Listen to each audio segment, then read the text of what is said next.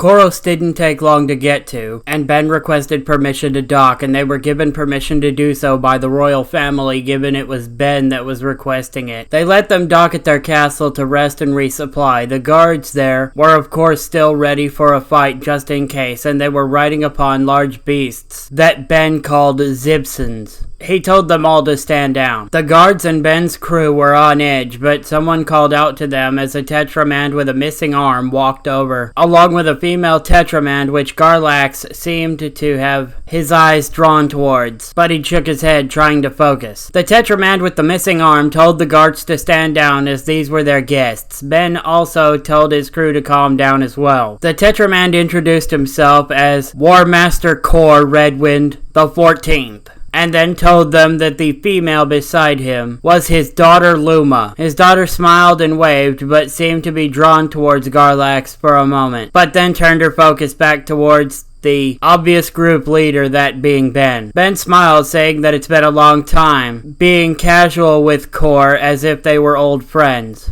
Then introduced them to Gwen, referring to her as his mate, as the Tetraman species didn't really use the word wife all that often. Luma said that Gwen was quite beautiful and that she must be very strong to have claimed the Ben Tennyson as her battle mate. This confused Gwen as she just sort of stood there not really knowing how to react. Ben started laughing and told Gwen that on Koros, they chose strong fighters to be wedded to, though Garlax wasn't fully paying attention, finding himself staring again and trying to shake whatever thoughts he was having from his head. And Ben told them that the other two are a part of their crew, and that they were actually looking for something in particular on the planet. This confused the War Master, as they were curious what exactly they were looking for. Perhaps they could help them find the item in question. Reverb answered that it'd be something like a silver gauntlet, to which Kor responded that they had many silver gauntlets that they've obtained over the years as trophies from the various battles they had fought. Then asked Luma to show their guests to the trophy room while he spoke for a moment with Ben and his battlemate. While Luma and the other two left, her father spoke to Ben like they were old friends, asking how they had been doing, to which he'd responded that he was doing alright. Ben then remarked that he sees he'd capped off the arm, to which they'd laughed, saying they did. Still, it was a good fight, and he'd shown true warrior's instincts. This confused Gwen as to what they were talking about. Laughing, Kor then told Gwen that Ben was the one that severed his missing arm, though to be fair, they weren't quite themselves at the time, and thanks to that was able to get a hold of himself. Gwen looked horrified hearing that Ben had been the one to cut off the War Master's missing arm, though the Tetraman didn't seem to have any problems with that, and still seemed like Ben and himself were on good terms with one another at least. The War Master asked Ben if he knew of any great warriors, as Luma was reaching to be of aid. However, none of the Tetraman suitors she has were able to prove themselves good enough. He didn't want to have to keep his daughter from having a proper ascension, and so was hoping that maybe Ben knew of someone that might be able to help there. Gwen was sort of confused by that, again not getting it. Scratching the back of his head, Ben sighed, saying that he did, but none that would be suitors for Luma, as they weren't sure any of them would be interested in the idea. This made Kor sigh in response, looking disappointed as Gwen asked what they were talking about. Ben went on to explain that female Tetramans were stronger than males, and if a male could best the female, she'd marry him. Basically, Luma has beaten them all. She asked why exactly that was a problem, and Kor explained that all that have rose to War Master have always had a battle mate along to support them. Ben then says that basically he wants Luma to find a trophy husband so that she could take the throne, and if she can't, they'll have to postpone. Gwen then asked why they couldn't just ascend to the throne without a battle mate, to which Kor says that she can, but she has expressed her desires and made it known clearly she wouldn't do so until she had a proper battle mate at her side. It was Luma's choice not to take the throne until she was married, basically, as Ben put it to simplify. After understanding that, Luma chose for herself not to take the throne until she found a trophy husband, as Ben called them. They then went to join the others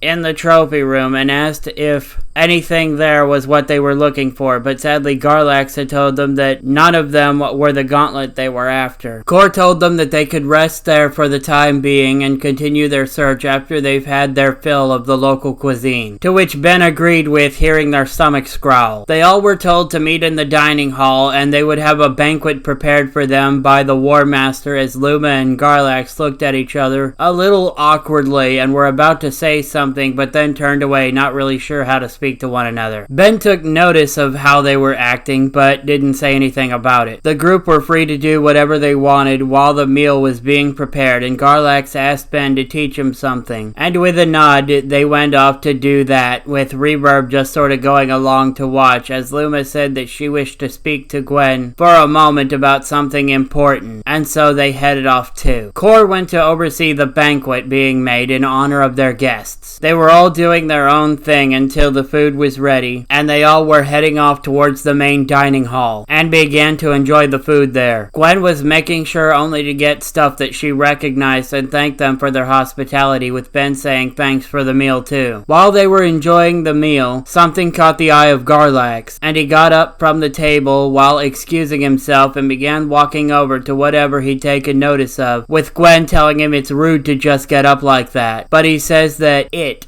is here after all, and gestures to the object mounted on the wall, showing that it was another gauntlet that looked similar to that of Eon's other glove. Ben excused himself as well and got up, going over to confirm that that was indeed what they were after, and yes, it did appear to be that way. Kor told them that that was one of their favorites, as they often used it as a topic to discuss with possible allies or during times of discussing the surrender of their enemies. Ben told them that they needed to take it with them so that the person that owned it couldn't come back and claim it. The War Master then told them that the hand belonged to the greatest warrior of Koros, and the only way to take claim to it would be to defeat them in combat. And Ben was about to say something, but Garlax interrupted, saying that he challenged their greatest warrior for their hand, making Ben shake his head because of the wording. He'd known just how this was going to play out.